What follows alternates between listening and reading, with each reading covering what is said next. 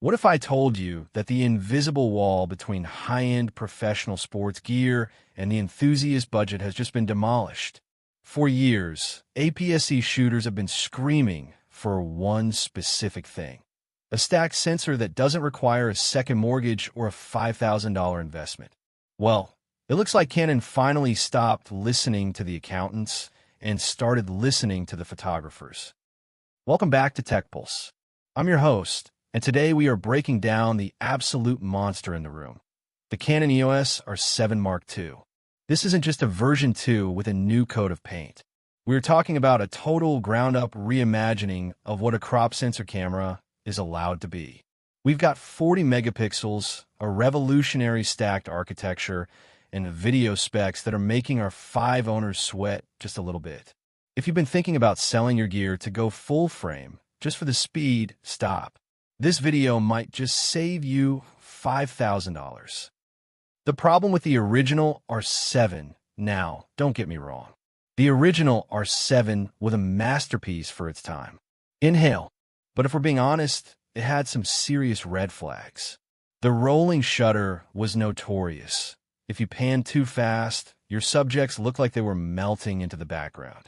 The buffer was constantly choking, and the body felt just a bit too cramped for professional work. But what if Canon fixed every single one of those issues in a single generation? Rumors are swirling, FCC filings are hitting the desks, and the specs we are seeing for the Mark II are, frankly, lethal. Today, we're looking at the authentic leaks that prove the R7 Mark II is coming to reclaim the APS-C crown. The game changer, 40MP stacked BSI sensor. Let's get straight to the headline feature, because this is the reason you'll want to upgrade. Exhale. The R7 Mark II is moving to a brand new 40 megapixel stacked BSI CMOS sensor. For the non-tech nerds out there, stacked means the sensor has its own dedicated memory layer physically bonded to the back. This allows for near instantaneous data readout. We're looking at a camera that can likely fire off 40 frames per second with virtually zero rolling shutter distortion. That puts this camera in the same conversation as the Nikon Z8 or the flagship Canon R3. If you're a wildlife photographer chasing a peregrine falcon mid-dive, or a sports shooter tracking a 100-mile-per-hour fastball, this is your holy grail. You're getting flagship speed in a body that won't break your back or your bank account. The brain, DIGIC Accelerator, and AI focus. But a fast sensor is useless if your autofocus is blind. Takes a breath. According to the latest 2026 roadmap leaks, the R7 Mark II is inheriting the DIGIC Accelerator technology from the $6,000 R1 and R5 Mark II. This isn't just a faster processor. It's a dedicated AI brain for subject tracking. We're expecting action priority modes that can actually predict where a player is moving in a soccer or basketball game based on their body position. The face and eye detection aren't just for humans anymore. We are hearing reports of enhanced tracking for insects, vehicles, and even specific animal poses. Imagine hitting that shutter at 40 frames per second and having 99% of those frames in pin-sharp focus. That isn't a dream anymore. It's the core promise of the Mark II. Body and ergonomics. The Mini R3 evolution. If you look at the leaked body designs, the Mark II tells a very different story than its predecessor. Slow exhale. The first R7 was polarizing, especially that weird scroll wheel around the joystick. The Mark II is reportedly ditching the experimental layout for a robust R6 style body. We're looking at a deeper, more ergonomic grip and a traditional control layout that pros actually prefer. The joystick is moving back to its standard home, and the overall build quality is shifting toward that legendary 7D built like a tank heritage. And finally, inhale. We're seeing a CFexpress Type B slot alongside a UHS 2 SD slot. This is a massive win. It means you won't be sitting there staring at a blinking red light waiting for the buffer to clear while the shot of a lifetime happens right in front of you. The video powerhouse, 8K and pro cinema. Now, for the filmmakers and hybrid creators out there, this is where it gets scary for the competition. Pause. With a 40MP stack sensor, the bandwidth is finally high enough for 8K video.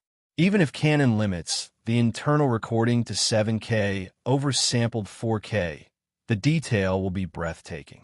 We're almost certainly getting 4K at 120 frames per second with no crop. Throw in Canon Log 3, 10-bit 4:2:2 internal recording, and improved heat dissipation from the larger body, and you have a legitimate cinema-capable B-cam. The in-body image stabilization, IBIS, is also rumored to hit 8.5 stops.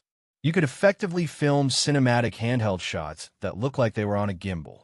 Power and workflow, ready for the pros to keep all this tech running. Canon is moving the R7 Mark II to the new LP E6P battery, the same high-output cell used in the R5 Mark II. Short breath. This is essential for those power-hungry AI, autofocus calculations, and high-speed bursts.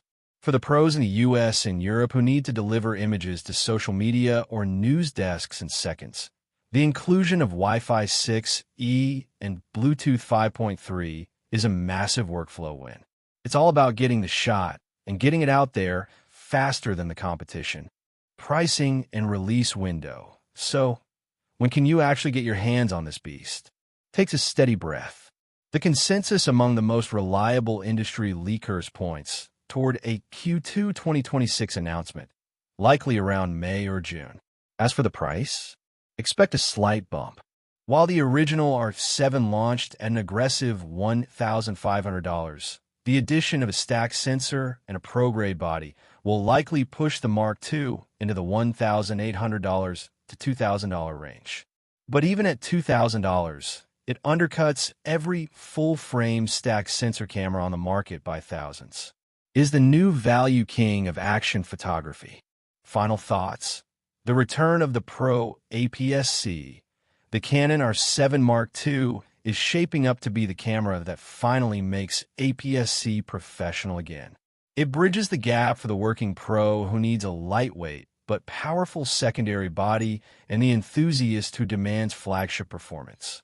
Long exhale, but I want to hear from you. Is 40 megapixels on a crop sensor too much for your workflow? Or is that stacked sensor speed exactly what you've been waiting for? Drop a comment below. I read every single one.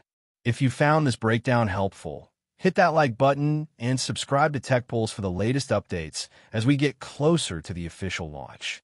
I'm your host, and as always, keep shooting.